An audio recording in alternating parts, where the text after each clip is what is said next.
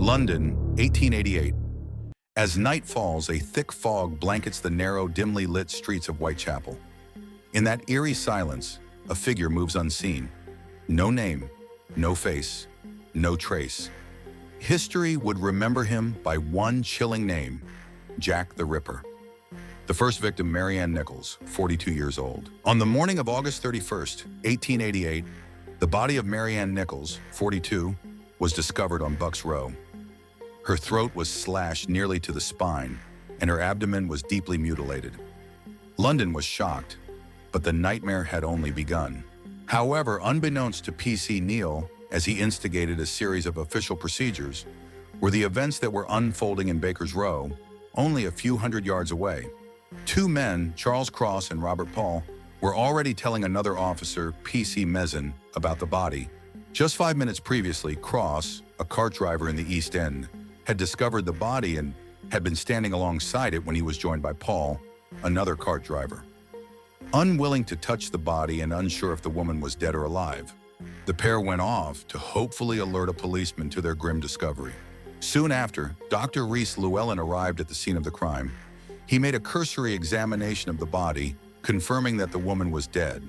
He also mentioned that she had died only half an hour before being discovered, and he believed that she had been killed on the spot.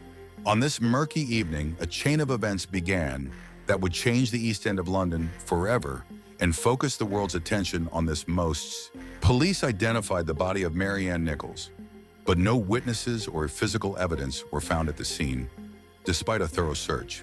Several individuals were detained, and some provided information about Nichols' last movements, but nothing proved useful.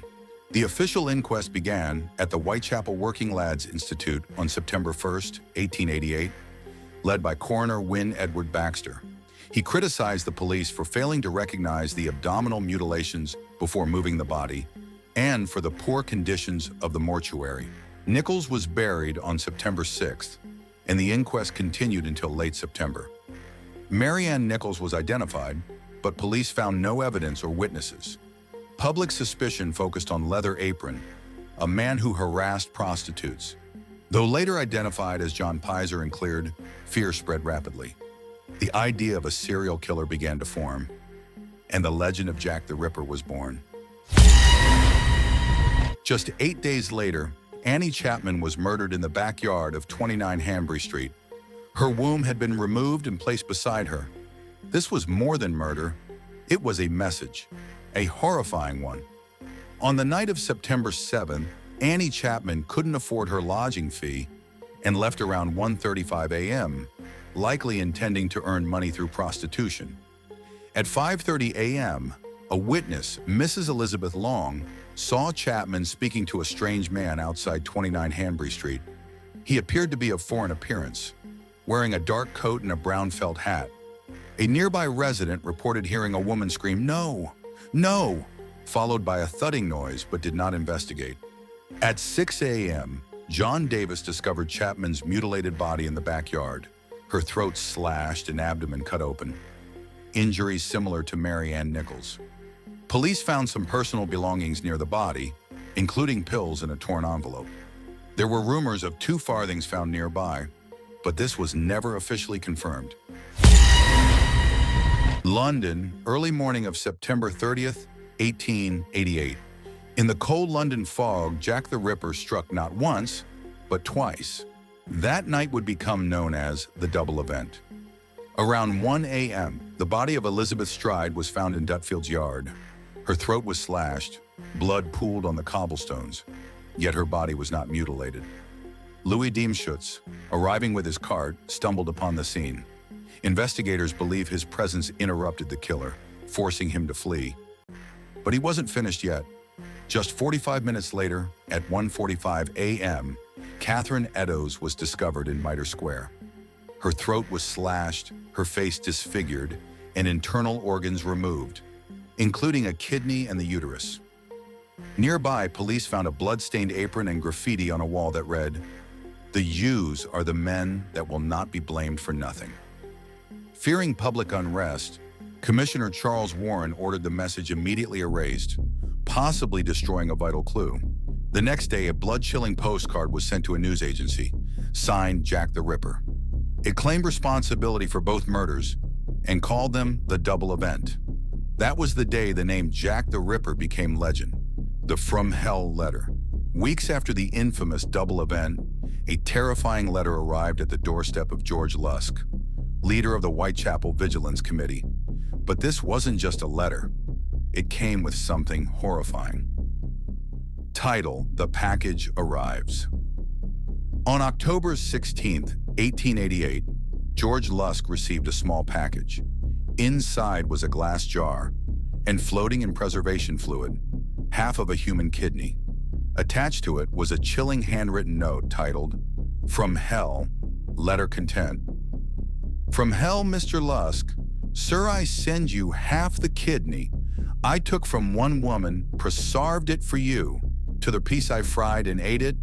It was very knees. I may send you the bloody niff that took it out, if you only want a while longer. Signed, Catch Me When You Can." Mr. Lusk investigators questioned, could this be the same kidney removed from Catherine Eddowes just weeks prior?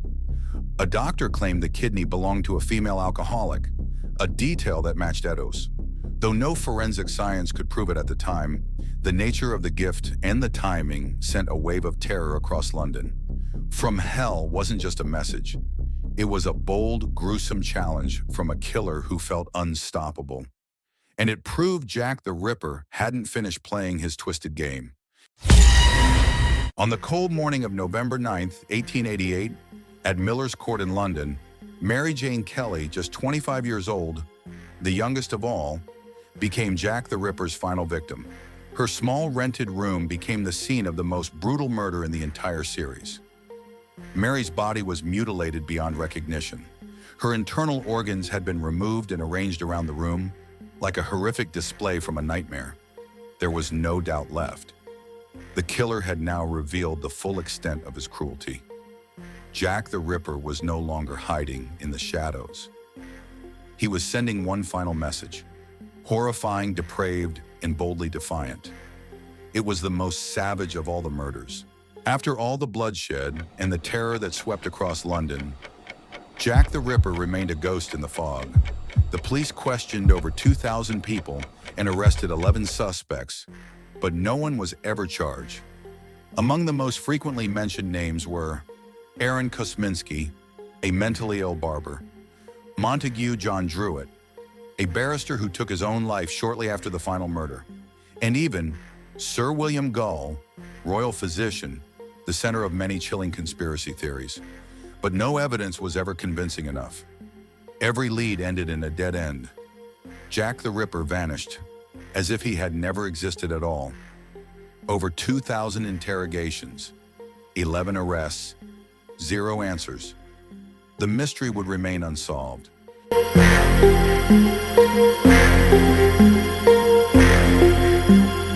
After all the bloodshed and the terror that swept across London, Jack the Ripper remained a ghost in the fog. The police questioned over 2,000 people and arrested 11 suspects, but no one was ever charged. Among the most frequently mentioned names were Aaron Kosminski, a mentally ill barber; Montague John Druitt, a barrister who took his own life shortly after the final murder; and even Sir William Gull, royal physician, the center of many chilling conspiracy theories. But no evidence was ever convincing enough. Every lead ended in a dead end. Jack the Ripper vanished, as if he had never existed at all. Over 2,000 interrogations, 11 arrests, 0 answers. The mystery would remain unsolved.